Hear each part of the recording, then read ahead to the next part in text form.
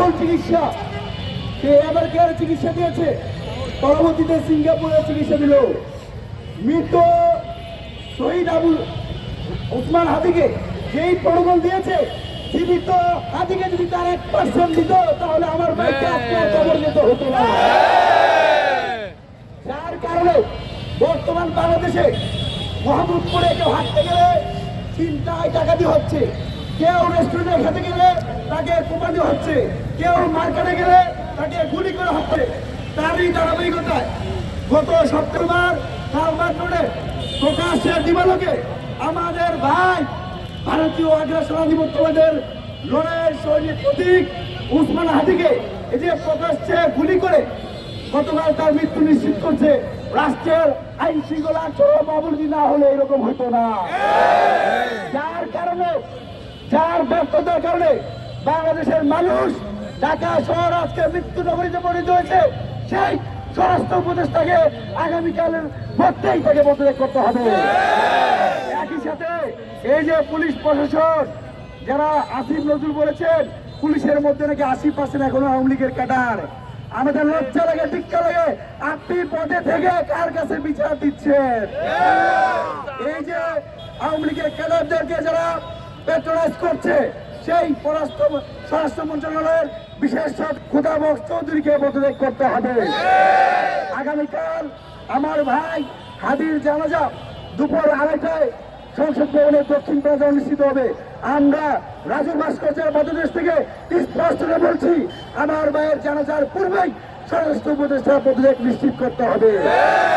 যদি পদত্যাগ করতে ব্যর্থ হয়, তাহলে যদি ইন্টারিমের প্রধান প্রফেসর ইউনূস আগামীকাল জানাজা অংশ নিতে চায়, আমরা তাকে জানাজা অংশ নিতে দিব না।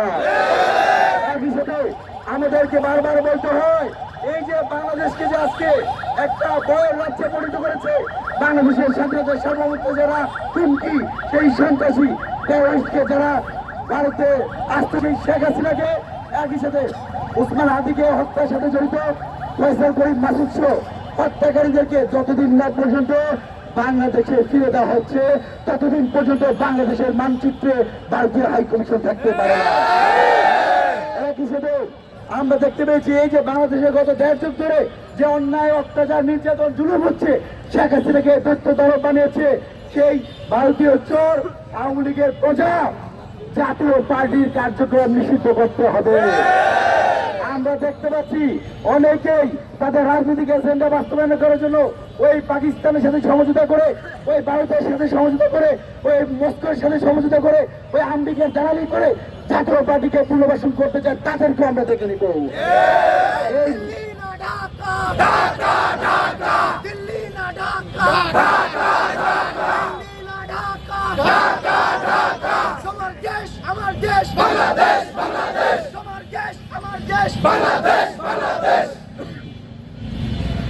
একই সাথে আমরা বলতে চাই, বর্তমান সময়ে দেখতে পাচ্ছি জুলাই আগস্ট গণঅভ্যুত্থানে যারা নেতৃত্ব দিয়েছে, আমিও কেন্দ্রীয় সম্মেলনে ছিলাম, আমাদের এই বন্ধু সহযোগিতা উপদেষ্টা হয়েছে, কিন্তু তারা গত 1.5 বছর সরকারি বাসায় থেকে মাসে 1,05,000 টাকার বেতন নিয়ে, 5 লাখ টাকা আসবাবপত্র নিয়ে, 8 লাখ টাকার বিমান ভাতা নিয়ে, এই যে বিভিন্ন রকম রাষ্ট্রীয় সুযোগ সুবিধা প্রটোকল নিয়ে গত কয়েকদিন আগে পদত্যাগ করে জনতার কাতারে মিশতে চায়। এরকম বন্ধ পদার্থ থেকে আপনাদেরকে সাবধান থাকতে হবে। আমি কিছুদিন আগে বলেছিলাম, নির্বাচন হলেই এদেশের মানুষকে ফাঁকি দেওয়ার জন্য, যেহেতু 92% মুসলমান, তারা মুখে ইসলাম কথা বললে, আল্লাহ নবীজির কথা বললেই তাদের প্রতি সহানুভূতিশীল দেখায়। নির্বাচন আসলেই তারা মাথায় টুপি দিয়ে 5 ওয়াক্ত নামাজ পড়া শুরু করে। একইভাবে গত 1.5 বছর ধরে ক্ষমতার মস্তদে থেকে যারা বাংলাদেশের মানুষের নিরাপত্তার জন্য কাজ করে নাই, জুলাই অভ্যুত্থানের নিরাপত্তার জন্য কাজ করে নাই, যারা সত্য পদত্যাগ করে আগামী নির্বাচনে অংশগ্রহণ করতে চায়, তাদেরকেও দেশের জনগণ লাল কার্ড দেখাবে। যারা জুলাইকে 71-এর মহান মুক্তিযুদ্ধের মতো প্রক্ষিগত করেছে, তাদেরকেও দেশের মানুষ আস্থা করে নিক্ষেপ করা হবে।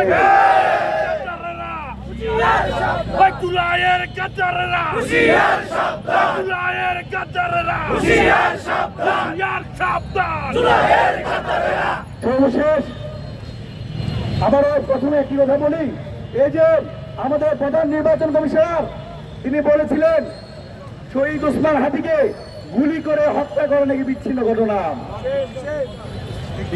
ওসমান হাদিকে গুলি করে হত্যা করে কি বিচ্ছিন্ন ঘটনা? আজকের এই শাহবাগ, আজকের এই রাজু ভাস্কর্য কি বিচ্ছিন্ন ঘটনার সাক্ষী?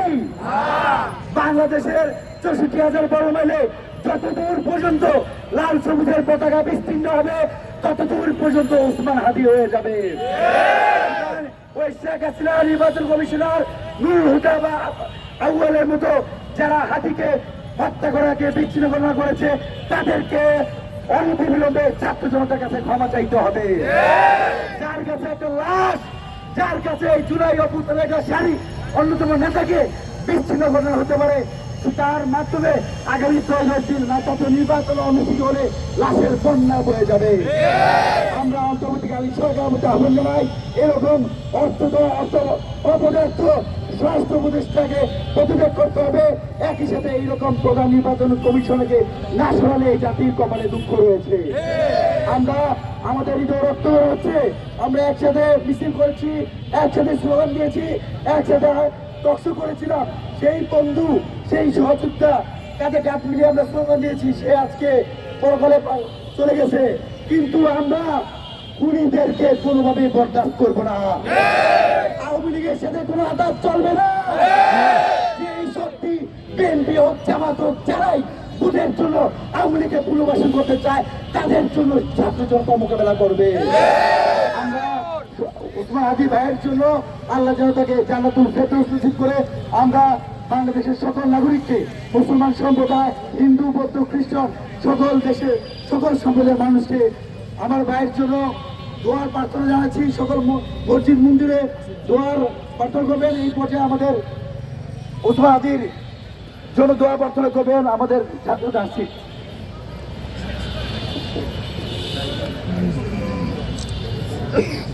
আমরা সবাই সূরা ফাতিহা পাঠ করি, একবার সূরা ইখলাস পাঠ করি, 3 বার।